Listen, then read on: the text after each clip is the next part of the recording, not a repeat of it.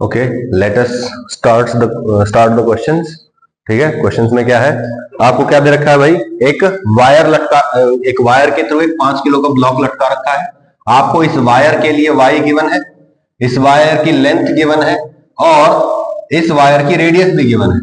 अब आपसे पूछ रहा है find change in length of the string. ये जो स्ट्रिंग है इसका लेंथ का चेंज बताना है। फॉर्मूला देखा अभी अभी, बोलो भाई। अगर लेंथ के बारे में बात कर रहा है, कौन सी लेंथ के बारे में, तो स्ट्रेस कौन सा होगा, लॉन्गिट्यूडनल, और स्ट्रेन भी कौन सा होगा, लॉन्गिट्यूडनल। और जो कोएफिशिएंट या कांस्टेंट ऑफ इलास्टिसिटी है कौन सा लगेगा, यंग्स मॉडुलस वाई गिवन है आपको। बोलो stress is equal to constant into strain. Stress क्या होता है, force per unit area is equal to Y times delta L by L. बड़ा ही सिंपल है, फॉर्मूला पढ़ रखा है। ठीक है, फोर्स निकालते हैं। बोलो कितनी फोर्स से इस स्ट्रिंग को नीचे खींचा जा रहा है, 50 न्यूटन। भाई 5 किलो का ब्लॉक है, mg लगेगा नीचे, mg मतलब 5 इंटू जी यानी कि 50। तो 50 डिवाइड बाय एरिया, किसका एरिया, किसको खींचा जा रहा है, वायर को, वायर को खींचा जा रहा है। तो बोलो एरिया क्या हो जाएगा, पाई आर स्क्वायर, सही बात है, इज इक्वल टू वाई की वैल्यू गिवन है 2 इंटू 10 की पावर 11, 2 इंटू 10 की पावर 11 इंटू डेल्टा एल, ये निकालना है भाई। और ओरिजिनल लेंथ कितनी है, 1 मीटर। तो बोलो क्या इससे आप डेल्टा एल नहीं निकाल सकते, निकाल सकते हैं। बस ये ध्यान रखना है कि ये जो रेडियस है दिस इज mm में दे रखी है, ये mm में गिवन है। इसको किसमें कन्वर्ट करेंगे, पहले मीटर में, आंसर आ जाना चाहिए, कर लोगे। ठीक है भाई, तो बोलो area A is equal to pi into 1 mm मतलब 10 की power -3 metre, pi are square हो जाएगा। आ गया, इसको इधर ले आओ, 50 divide by pi are square into 2 into 10 की power 11 is equal to delta. आ गया आंसर, सही है भाई। ठीक है, अगला क्वेश्चन देखो, ये भी बड़ा सिंपल क्वेश्चन है, कुछ भी नहीं है।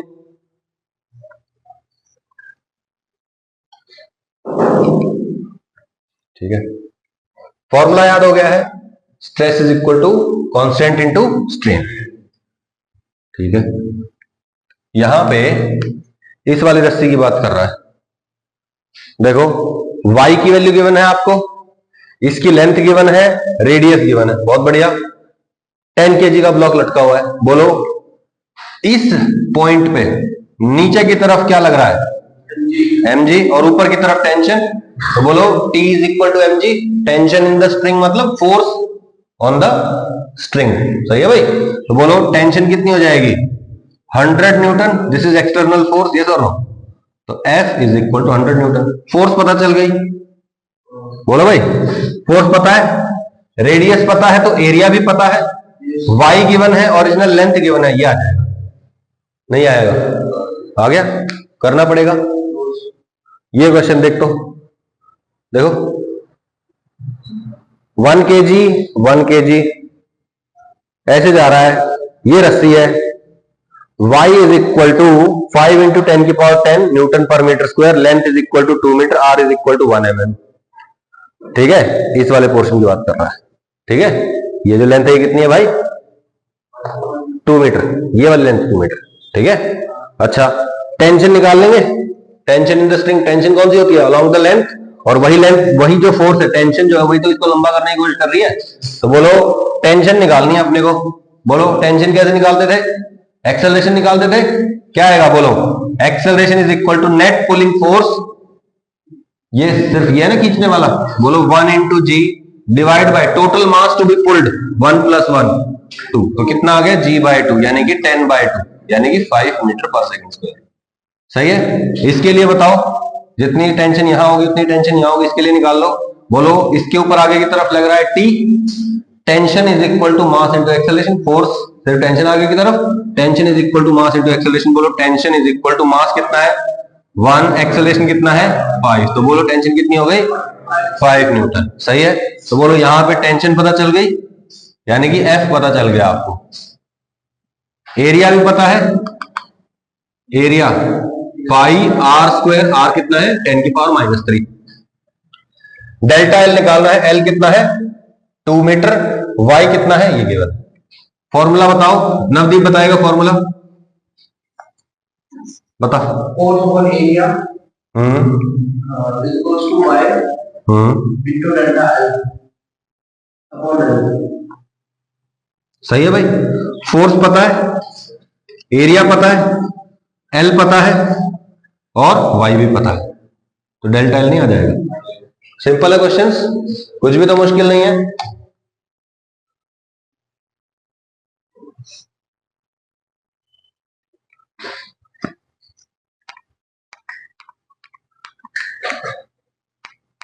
ये क्वेश्चन अब आप खुद कर सकते हैं,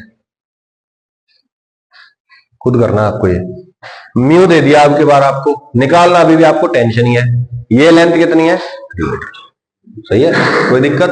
अगर मान लो सिर्फ ये नहीं होती और ये पूरी लेंथ अगर 3 मीटर हो तो भी कोई फर्क नहीं पड़ता, क्योंकि जो टेंशन लगेगी यहां पे that is always acting along the length of the wire. ठीक है, तो वो पूरी की पूरी जो टेंशन है वो वायर को खींचने की कोशिश करेगी, तो डेल्टा एल उतना ही आएगा जितना पहले आता था। ठीक है, कोई दिक्कत? कर लोगे? बस यहां पे फ्रिक्शन का ध्यान रखना है, कर लोगे ना? Can stress be variable? Yes of course, stress can be variable. आगे क्वेश्चंस देख लेना। Find maximum elongation in the rod. सोचने का मौका दूंगा मैं आपको पूरा पूरा। ठीक है, यहां क्या हो रहा है, एक रॉड है आपके पास, ये रॉड है, ये सिलेंड्रिकल इस साइड है, इस साइड सिलेंड्रिकल फेस इस साइड है। एरिया 4 सेंटीमीटर स्क्वायर है इसका, और इसकी जो लेंथ है वो कितनी है, 1 मीटर। ठीक है, find maximum elongation in the rod. तो आप बताइए, इधर की तरफ 10 न्यूटन से खींचा जा रहा है, इधर की तरफ 20 न्यूटन से खींचा जा रहा है, मास है 2 kg, y की वैल्यू 2 × 10⁻11। सोचिए, पहले तो आप मेरे को बताओ, क्या इस पूरी रस्सी में टेंशन कांस्टेंट रहेगी? टेंशन क्या रहेगी, वेरिएबल। बोलो, इस एंड पे फोर्स कितना है, 10 न्यूटन, और इस एंड पे कितना लग रहा है, 20 न्यूटन। मतलब ऑब्वियस सी बात है, यहां से यहां तक जाते हैं तो टेंशन बढ़ जाती है, यस और नो? और टेंशन बढ़ रही है मतलब टेंशन इज वेरिएबल। अब सोचिए कैसे सॉल्व करेंगे इस तरह के क्वेश्चन को।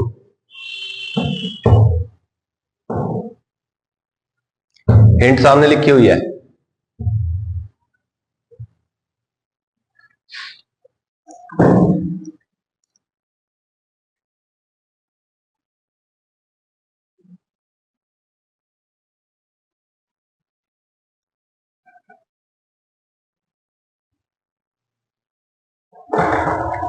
देखो, मैं कहता हूं कि मुझे यहां पे एक पॉइंट है, ठीक है, यहां से x डिस्टेंस पे यहां पे जो पॉइंट है, मुझे यहां पे टेंशन निकालनी है। ऑब्वियस सी बात है, जैसे जैसे x चेंज करेगा वैसे वैसे टेंशन का वैल्यू भी चेंज करेगा ना, यानी कि tension as a function of x आ गई। मतलब टेंशन का जो वेरिंग नेचर है, वेरिएबल नेचर है, उसके बारे में मुझे पता चल जाएगा, उसकी मैथमेटिकल इक्वेशन आ जाएगी। तो मैंने क्या किया, इस 1 मीटर की रॉड को 2 हिस्सों में मान लिया। और कैसे मान लिया, x लेंथ की रॉड इधर और 1 - x लेंथ की रॉड इधर मान ली, और ऐसा अज्यूम कर लिया कि इन दोनों के बीच में एक पतली सी मासलेस रस्सी लगी हुई है, स्ट्रिंग लगी हुई है, जिसमें टेंशन T है। सही है, तो बोलो यहां पे भी तो यही हो रहा है। यहां पे एक इमेजिन करिए क्रॉस सेक्शनल एरिया है, और यहां पे this side of the body and this side of body are pulling each other, yes और नो? और इन दोनों के बीच में जो यहां पे टेंशन होगी उतनी टेंशन यहां पे कैलकुलेट होके आ जाएगी, यस और नो? तो मैंने क्या किया, x डिस्टेंस पे, x डिस्टेंस का सॉरी x लेंथ का एक पोर्शन मान लिया, और इधर 1 - x लेंथ का मान लिया। अब हम क्या करेंगे, बोलो क्या करेंगे, सोच के देखिए।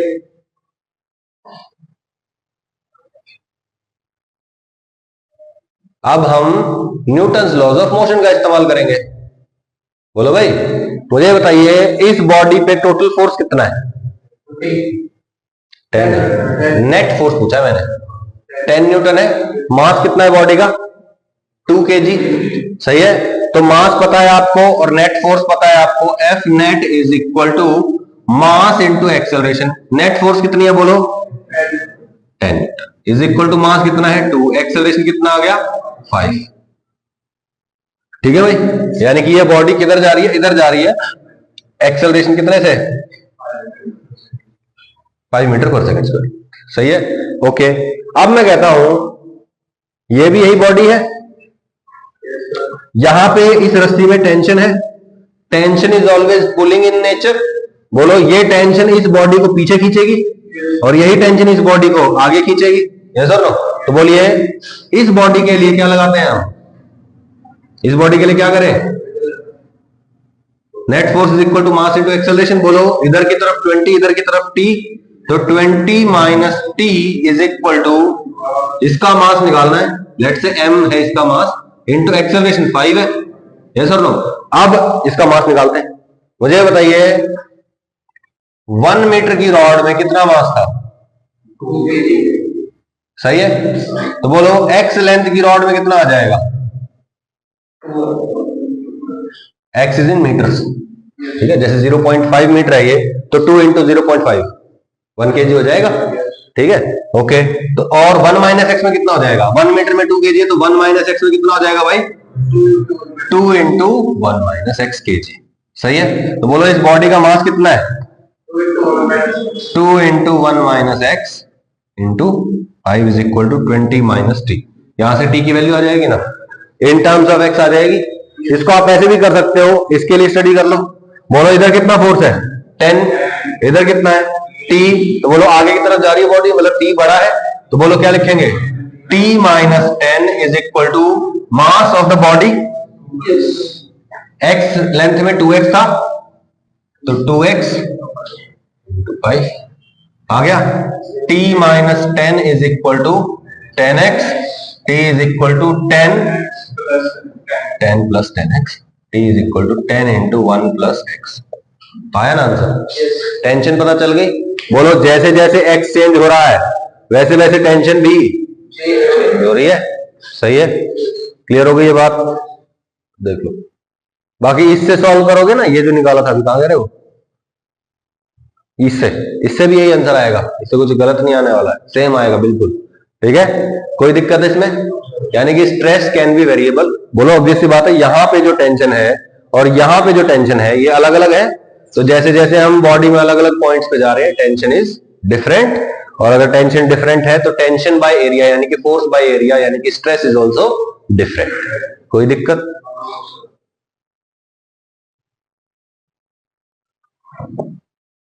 अब ये देखिए,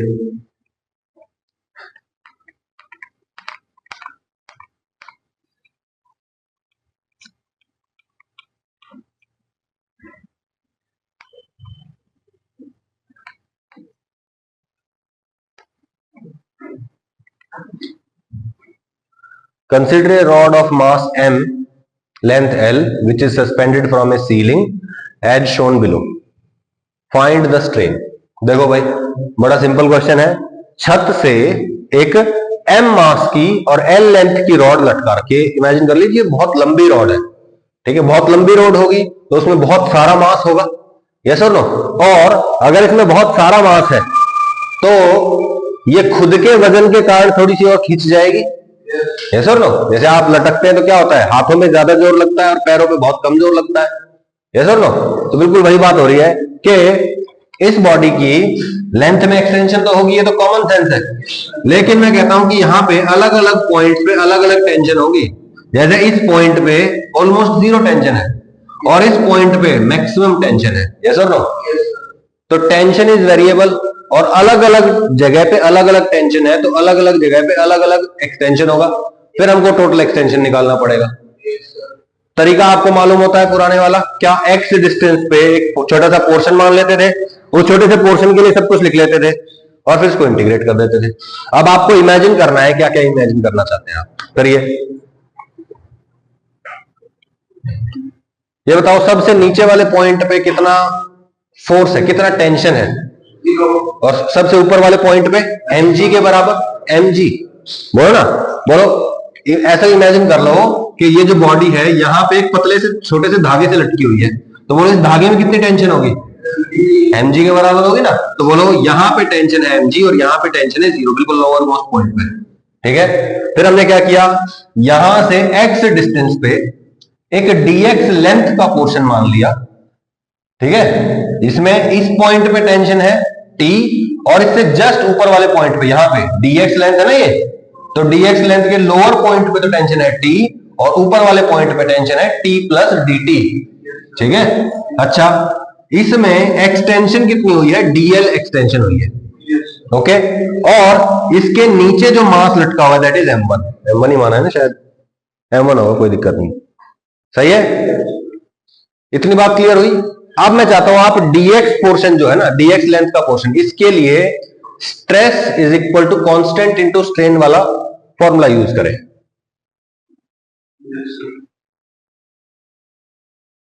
सोचो, करो। Consider an element of length dx at a distance. Notebook वगैरह कुछ नहीं लाए तुम? कितने टैलेंटेड हो ना, कितने इंटेलिजेंट, दिमाग में ही सॉल्व कर लोगे। IITian से पैदा हुए थे तुम, प्रैक्टिस करके नहीं बनोगे, पैदा ही IITian हुए थे।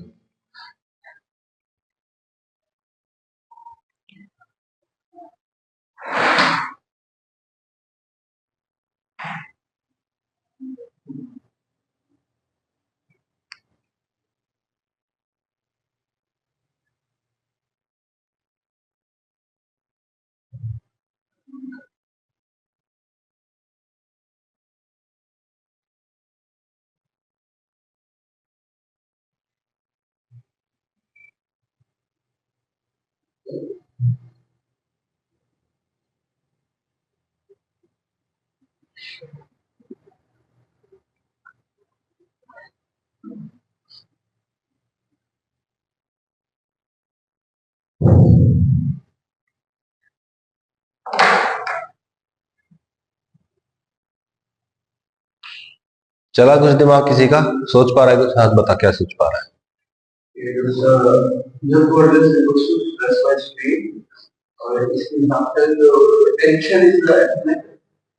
टेंशन इज, अच्छा, टेंशन अपॉन एरिया और dl by dx, tension equals to F.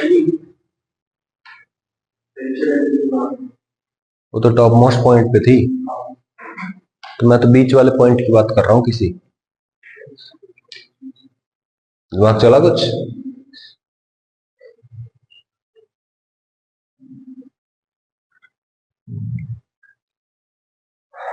ठीक है, ये देख लो, इस पोर्शन की ओरिजिनल लेंथ कितनी है? dx, तो L जो है वो कितना है? dx। चेंज इन लेंथ कितना है? ये है dl। सही है। यहां पे फोर्स कितनी है? T, तो F is equal to T। Area कितना गिवन है? A is equal to A। Young's modulus Y कितना गिवन है? Y के बराबर। सही है, तो बोलो फॉर्मूला लिखते हैं, stress is equal to Young's modulus into strain. कोई दिक्कत? F by A is equal to Y, वो तो Y है, डेल्टा L dl और ओरिजिनल लेंथ। सही है।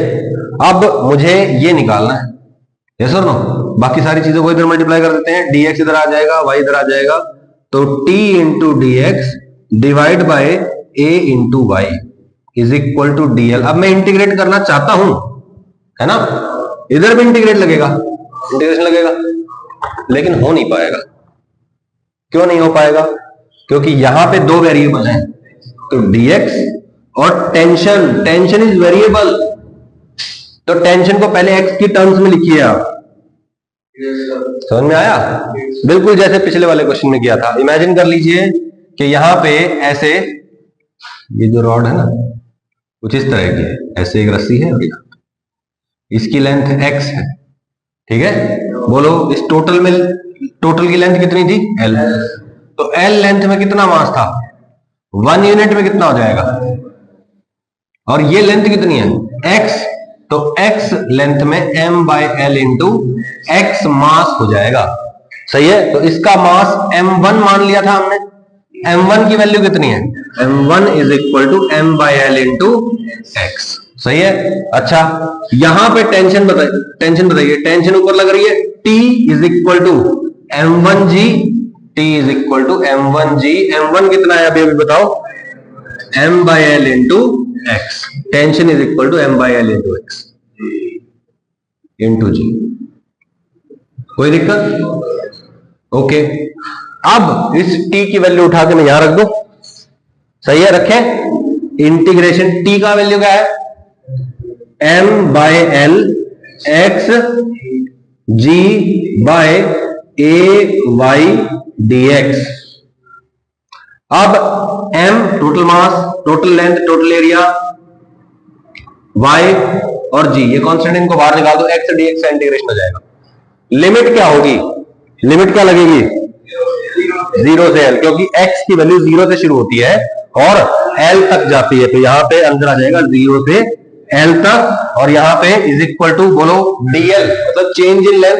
बोलो यहां पे टेंशन 0 थी, तो यहां पे चेंज इन लेंथ क्या था, 0, और यहां पे मैक्सिमम था, तो बोलो 0 से डेल्टा l तक चेंज इन लेंथ। ठीक है भाई, कोई भी दिक्कत, बिल्कुल सिंपल है। तो देख लो, delta L is equal to M G by L A Y, M G by L A Y आ गया, और नीचे अंदर क्या बचेगा, एक्स डीएक्स का इंटीग्रेशन, यानी कि एक्स स्क्वायर बाई 2, 0 से एल इंटीग्रेट कर देंगे, एक्स की जगह एक बार एल, एक्स की जगह फिर 0, एक्स की जगह आ गया एल, तो एल स्क्वायर बाई 2, एक एल से एक एल कट जाएगा, M G L by 2 A Y, हो गया आंसर। कोई दिक्कत नहीं आई बात समझ में, रिपीट करना है ना निशांत एक बार, हाँ रिपीट करना है, ठीक है। देखो ये फॉर्मूला समझ में आया, force by area is equal to Y delta L by L, फिर डेल्टा एल जो है वो लिख दिया मैंने, ओरिजिनल लेंथ है वो लिख दी मैंने, फिर टेंशन की वैल्यू उठा के पुट कर दी, फिर इंटीग्रेट कर दिया, एक्स की वैल्यू क्या होगी, 0 से एल तक जाएगी, और चेंज इन लेंथ की वैल्यू 0 से डेल्टा एल तक जाएगी, तो 0 से डेल्टा एल आ जाएगा यहाँ पे, तो डायरेक्टली डीएल का इंटीग्रेशन एल, और फिर upper limit minus lower limit, तो डेल्टा एल माइनस 0 यानी कि डेल्टा एल, तो ये तो हो जाएगा डेल्टा एल, ये आ गया डेल्टा एल। ठीक है, यहां बोलो क्या आएगा, M G by L A Y, ये बाहर निकल जाएगा, तो बोलो ये देखो M G by L A Y, ये बाहर निकल चुका है, अंदर क्या बचेगा, एक्स डीएक्स का इंटीग्रेशन है ना, बोलो भाई एक्स डीएक्स का इंटीग्रेशन क्या आएगा, एक्स स्क्वायर बाय 2, लिमिट क्या रखेंगे, एल माइनस 0, एक बार एक्स की जगह एल रखो, माइनस एक्स की जगह 0 रखो, एक्स की जगह 0 रखेंगे तो 0 हो जाएगा, तो एल स्क्वायर बाय 2 हो जाएगा, एक एल नीचे था एल ए वाई वाला, एक एल से एक एल कट जाएगा, क्या बचेगा, M G L by 2 A Y. You got it, है ना इजी, कुछ भी मुश्किल नहीं है, ठीक।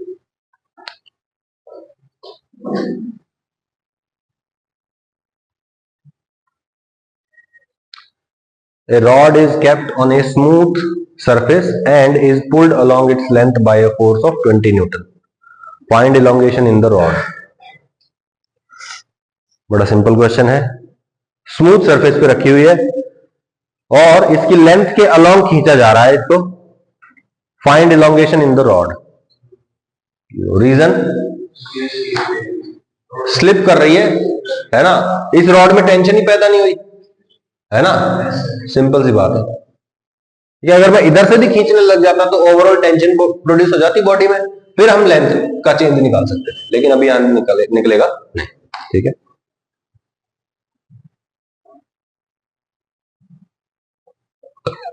ओके, अब की बार थोड़ा सा अलग केस है, मिटा दो इसको।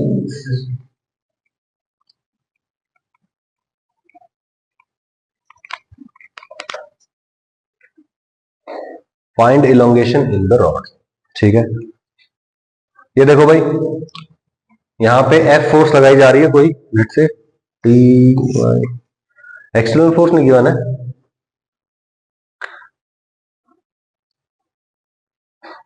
एक्सटर्नल फोर्स तो होनी चाहिए थी,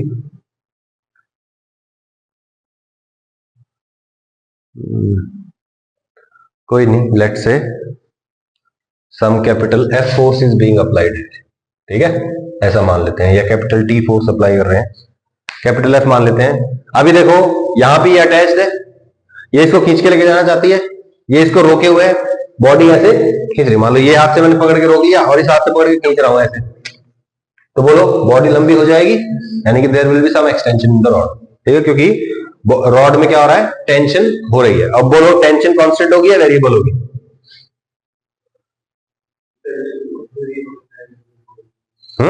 चलो देखते हैं। क्या किया मैंने, इसको दो पार्ट्स मान लिए इसके, एक एक्स लेंथ, ठीक है, तो बोलो इधर एक्स लेंथ हो गई, इधर टेंशन टी लग रही है, इधर फोर्स लग रही है सब, ठीक है, ठीक है, इधर का मास देख रहे हैं, इधर का मास कितना आता है m, बोलो एल लेंथ में एम मास था, एक्स लेंथ में कितना हो जाएगा, M by L into X. X length का मास ये हो जाएगा आपका मास लेट से ये है, ठीक है, एम बाय एल एक्स। ना भाई इसको ना घुमाया जा रहा है, फिर फोर्स नहीं लग रही है, ओमेगा आ गया, ये हो रहा ओमेगा, इसको घुमाया जा रहा है ओमेगा से,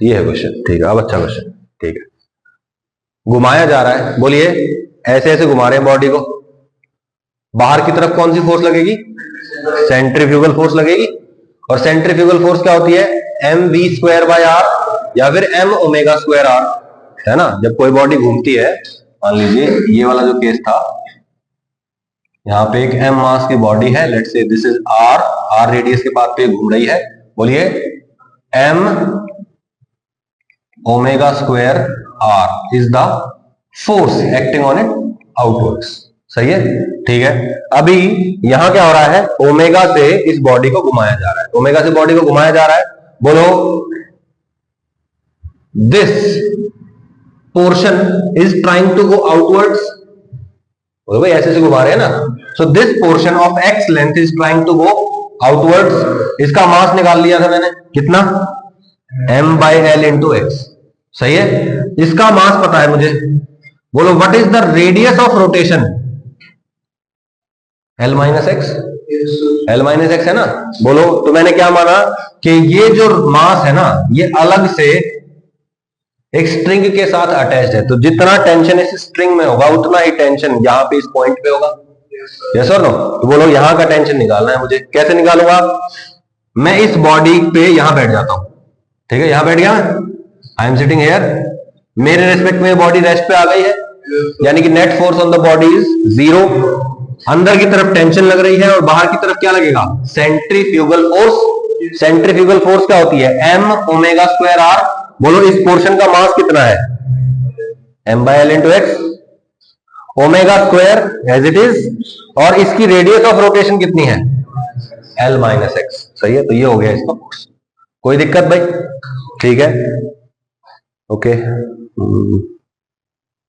टेंशन आ गई M by L X omega square L minus X, Y is equal to क्या होता था, स्ट्रेस बाय स्ट्रेन, मल्टीप्लाई कर दिया, क्या आएगा, Y is equal to T by A, stress divide by strain, let's say the change in length is dl and there is a small portion of length dx here, सही है। तो इस dx portion में dx length का change हुआ है, तो बोलो y is equal to stress यानी कि tension by area divide by strain dl by dx। तब यहां पे पहुंच गए, t की वैल्यू रख सकते हैं आप लोग, और क्या था, बस एरिया इज कांस्टेंट, dl की वैल्यू निकालनी है, dl को इधर मल्टीप्लाई कर दो, y को इधर ले आओ, सॉल्व कर लोगे, t की वैल्यू कौन सी रखोगे, ये वाली, सही है, सॉल्व हो जाएगा। What is the value, sorry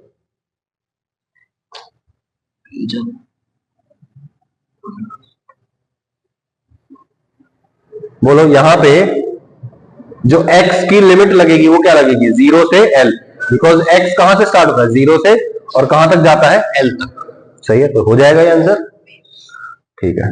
analogy between rods and springs, ठीक है। स्प्रिंग देखे हुए हैं आप लोगों ने, स्प्रिंग के क्वेश्चन भी सॉल्व किए हुए हैं, बोलो भाई, स्प्रिंग के क्वेश्चन सॉल्व किए हुए हैं, स्प्रिंग के बारे में तो सब कुछ पता है। स्प्रिंग की फोर्स याद है, क्या होती थी, माइनस के एक्स, और energy stored in the spring half के एक्स स्क्वायर, कोई दिक्कत, ठीक है। Analogy between rods and springs, तो देखिए मान लीजिए आपके पास एक रॉड है जिसको खींचा जा रहा है F फोर्स से, लेंथ L है। सिमिलरली ऐसे ही आपके पास यहां पे क्या है, एक स्प्रिंग है, इस पे भी F फोर्स लगाई गई है, इसकी ओरिजिनल लेंथ L थी, इसमें कितना एक्सटेंशन प्रोड्यूस किया गया है, x, इसमें भी कितना एक्सटेंशन प्रोड्यूस किया गया है, x, ठीक है। इसका जो मॉडुलस ऑफ इलास्टिसिटी है, यंग्स मॉडुलस, y गिवन है आपको, और यहां पे आपको इसका स्प्रिंग कांस्टेंट k गिवन है, स्मॉल k कैपिटल K, एक ही बात है, ठीक है भाई। तो बोलो यहां पे जो फोर्स लगती है, अगर वो मैं कह दूं कि इसकी तरह ही मैथमेटिकल रिलेशन आता है, फोर्स और डिस्प्लेसमेंट में डायरेक्ट रिलेशन है, फोर्स और डिस्प्लेसमेंट में डायरेक्ट रिलेशन है, तो मैं कह दूंगा कि this is analogous to this. फॉर्मूले में अगर सिमिलैरिटी है तो हम कह देंगे जैसा ये बिहेव कर रहा है वैसा ये बिहेव कर रहा है। ठीक है, तो देखो stress by strain is equal to Y होता है, सबको पता है। Stress is equal to Y times strain. बोलो force per unit area is equal to Y into strain, मतलब change in length by original length. What is the change in length in this case? X, X ही तो change in length है। और what is the original length? L. तो बोलो force is equal to some constant into X. Similar to this है ना, force is equal to some constant into X. जितना ज्यादा एक्सटेंशन हुआ उतना ही ज्यादा ये फोर्स लगाएगा, जितना ज्यादा यहां एक्सटेंशन हुआ उतना ही ज्यादा ये फोर्स लगाएगा। बताओ what is the K? K is equal to Y A by L, Y A by L या ए वाई बाय एल भी बोल सकते हैं इसको।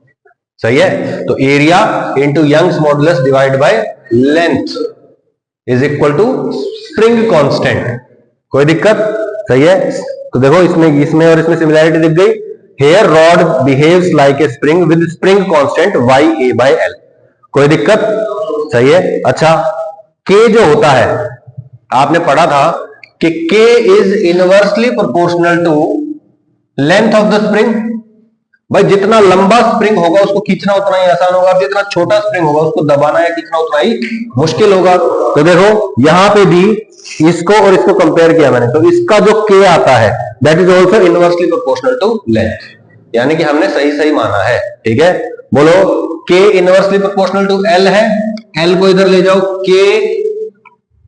के into L is equal to constant आना चाहिए, होता है। देखो इसको इधर मल्टीप्लाई करो, y इंटू ए आ गया, y is a constant, area is a constant. सही है भाई, ठीक है। तो बोलो k1 l1 is equal to k2 l2 is equal to k3 l3, ये हम पहले पढ़ भी चुके हैं जब स्प्रिंग काटते थे ना। तो k1 l1 is equal to k2 l2 is equal to k3 l3 is equal to k original into l original. ठीक है, ठीक है, कोई दिक्कत है यहां तक? ठीक है, अब आप लोगों ने सीरीज और पैरेलल कॉम्बिनेशन ऑफ स्प्रिंग्स देख रखा है। इफेक्टिव कांस्टेंट क्या होता है यहां पे? A Y by L, Y A by L. सही है, बोलो K effective is equal to A Y by L, A Y by L. बोलो K is equal to A Y by L. ठीक है, ठीक है भाई। तो फाइंड टोटल इलॉन्गेशन, यहां देखिए y1 l1 a1, तो यहां पे एक रॉड है और उसके नीचे दूसरी रॉड अटैच्ड है।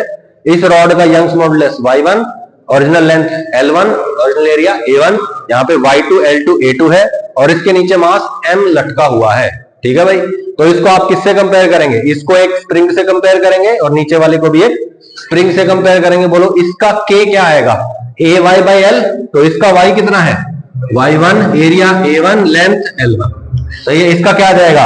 y2 a2 by l2, y2 a2 by l2 आ गया। अब बोलो ये दोनों कैसे स्प्रिंग है? सीरीज में, और सीरीज में क्या होता था? 1 by K effective is equal to 1 by k1 plus 1 by k2। नीचे वालों का एलसीएम ले लो, k1 k2, ऊपर आ जाएगा k2 plus k1 is equal to 1 by K effective. बोलो के इफेक्टिव रेसिप्रोकल ले लो दोनों side, is equal to k1 k2 by k1 plus k2। सही है, ओके। अब मैं कहता हूं इसको हटा के ये लिखा था, अब इन दोनों का इक्विवेलेंट जो स्प्रिंग है उसका के इफेक्टिव कितना है? k1 k2 by k1 plus k2, k1 k2 पता है ना, उठा के इस फॉर्मूले में पुट कर दे। आओ देखते हैं, देखो बोलो दिस इज के effective, K effective is equal to कितना है? k2 by k1 plus k2, k1 k2 by k1 plus k2। अब मुझे बताओ ये एक स्प्रिंग है, मान लिया कि ये कुछ x एक्सटेंड हो गया था, x खिंच गया था ये। बोलो भाई नीचे क्या लग रहा था? mg, स्प्रिंग x खिंच गया, तो बोलो ऊपर की तरफ क्या लगेगा? kx, k कौन सा? k इफेक्टिव, और k इफेक्टिव कितना है? ये, और k1 k2 क्या है? ये। सही है, तो बोलो आंसर कैसे निकालेंगे? बोलो के इफेक्टिव आ गया था k1 k2 by k1 plus k2, K effective into x is equal to mg, x is equal to mg by K effective. K effective की जगह उठा के वैल्यू पुट कर देंगे, k1 k2 की वैल्यू फिर यहां से उठा के पुट कर देंगे, यू गेट द आंसर। सही है, अगर इसको मैं डायरेक्टली स्ट्रेस बाय स्ट्रेन वाले मेथड से करूंगा तो रोना निकल जाएगा ना। तो ये सॉल्व करके ये आता है, कर लोगे? बताऊं क्या कैलकुलेशन ये वाली, ऊपर नीचे कैसे किया उनको? Okay. To cut the spring, spring जब काट देते थे तो क्या होता था? अभी भी रिवाइज कर लेंगे पुराने वाला।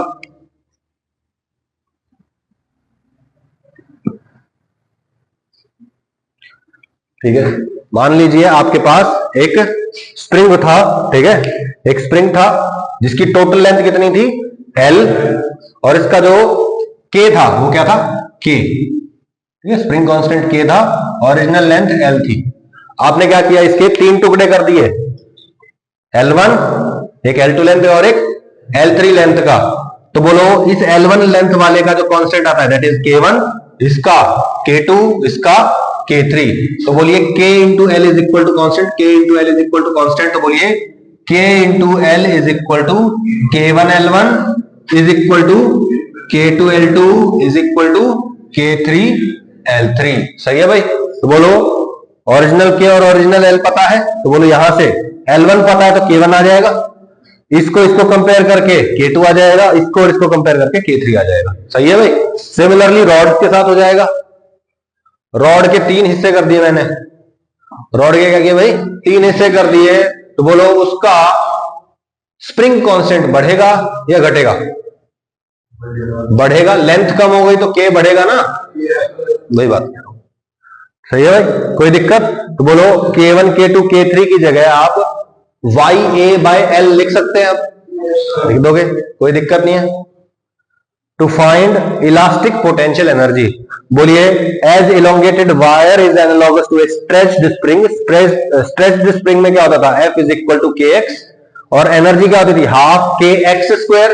K क्या होता है? YA/L। तो बोलो potential energy half KX square होती है। K की जगह क्या लिख देंगे? YA/L।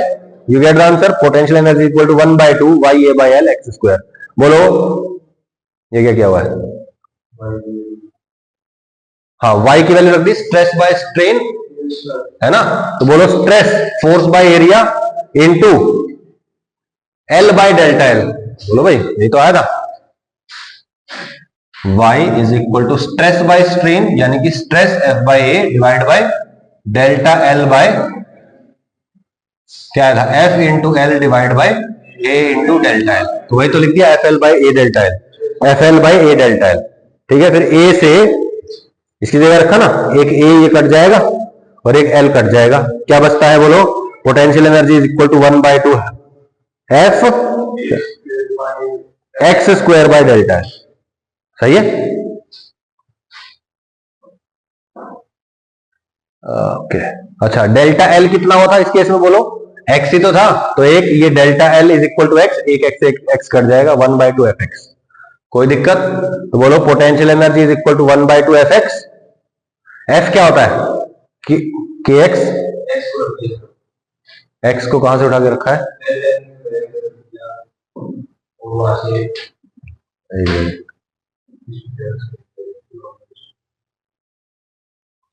x मतलब डेल्टा L, डेल्टा L की वैल्यू उठा के रख दी ना आपकी बार यहाँ पे।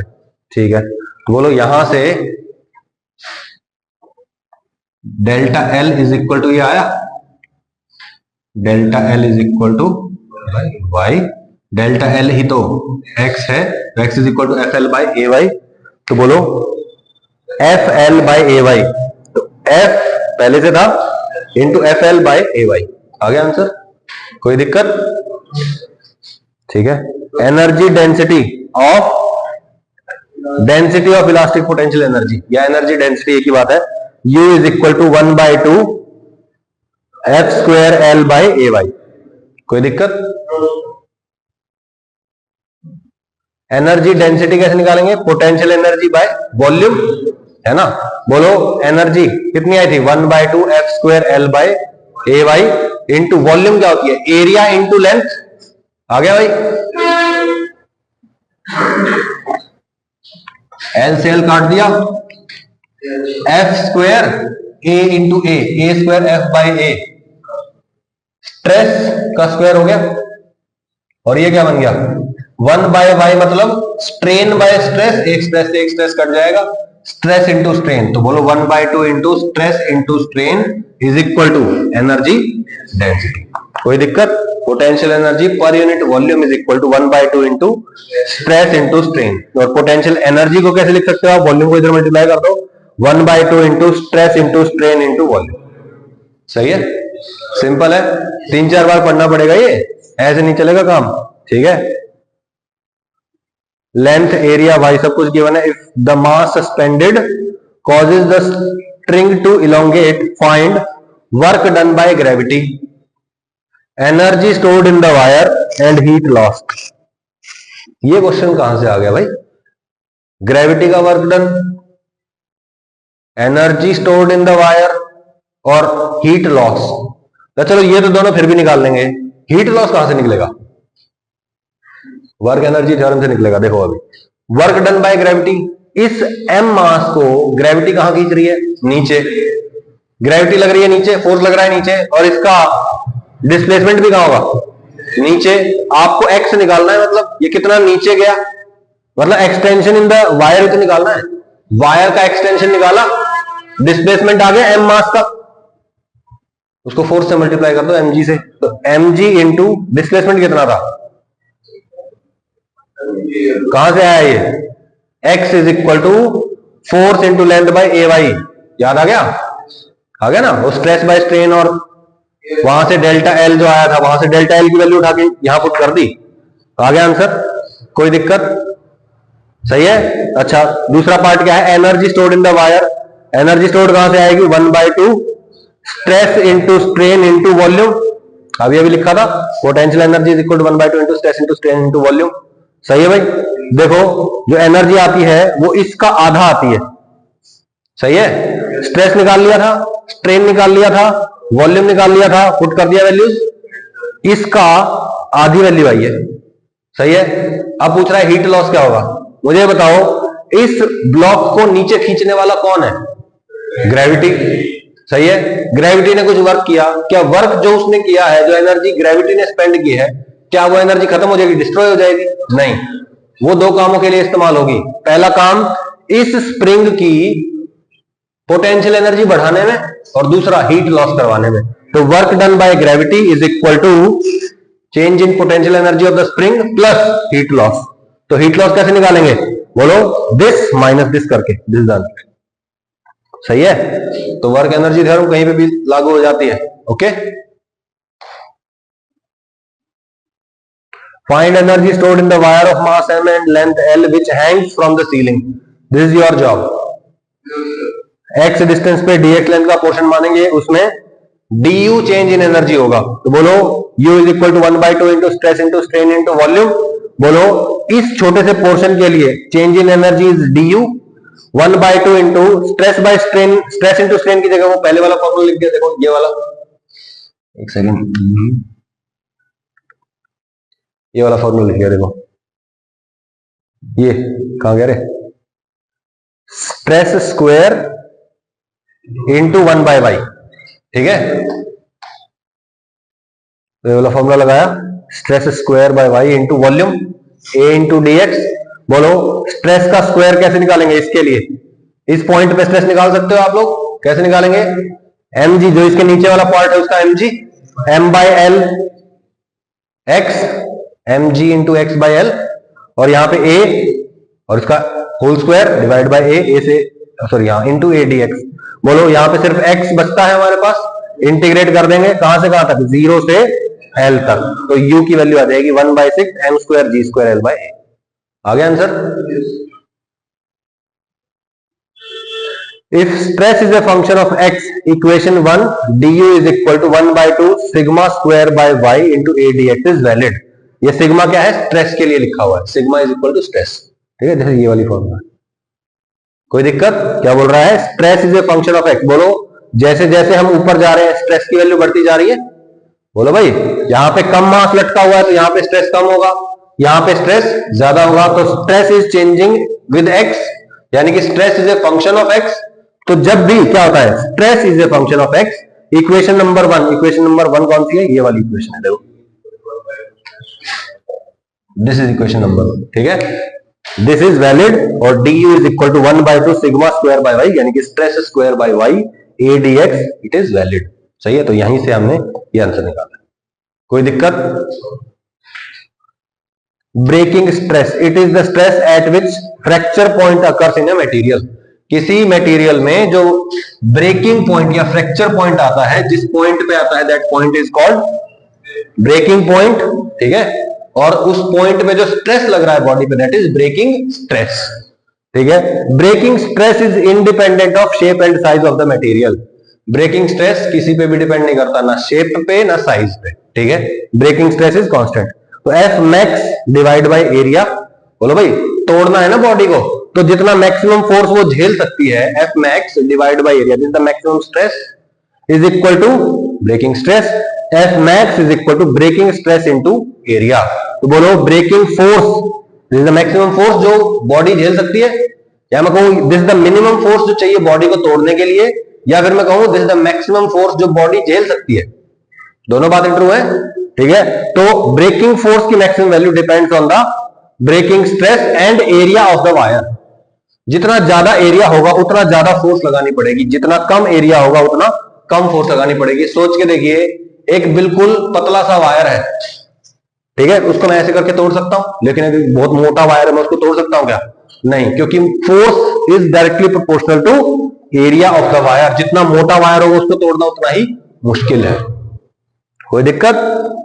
हाँ, breaking stress is independent of area हो या शेप साइज हो, कुछ भी हो, this is independent, but force is not independent of area. Force depend करती है एरिया पे।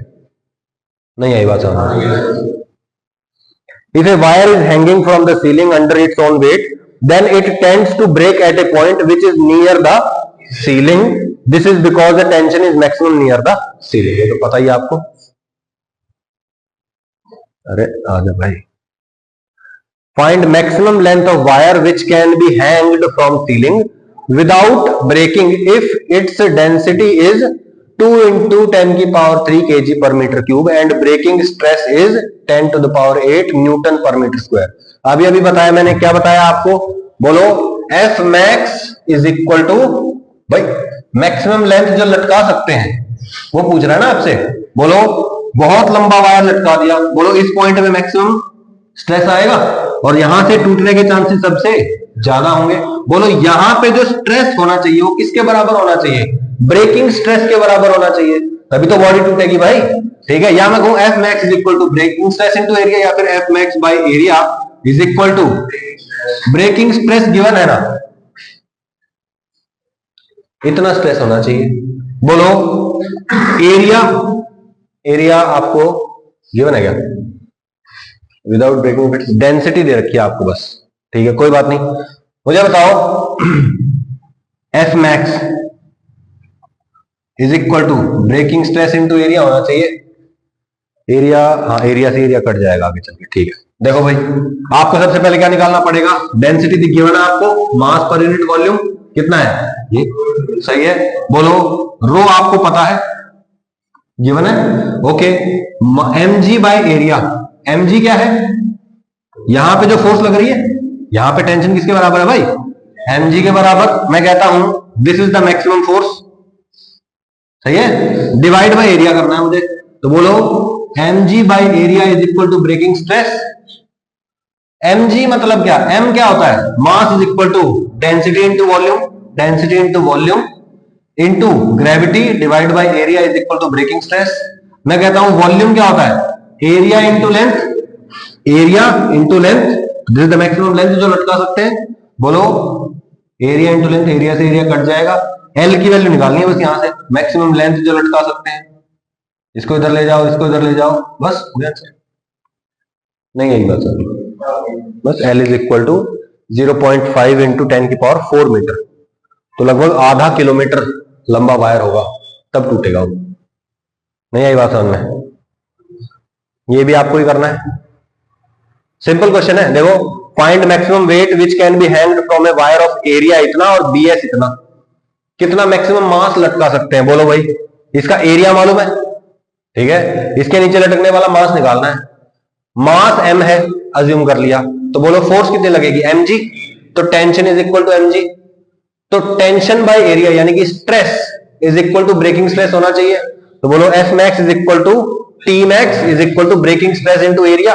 ब्रेकिंग स्ट्रेस पता है, एरिया भी पता चल जाएगा, पाई आर स्क्वायर, आर पता है, तो बोलो टी मैक्स कितना आ जाएगा, इतना, और टी मैक्स mg के बराबर है तो m आ जाएगा, 1800 किलो आ गए। सही है, कोई दिक्कत? Poisson ratio, ratio of transverse strain to that of longitudinal strain is called Poisson ratio. Transverse strain मतलब लॉन्गिट्यूडनल स्ट्रेन की बात कर रहा है, ठीक है, टू दैट ऑफ, सॉरी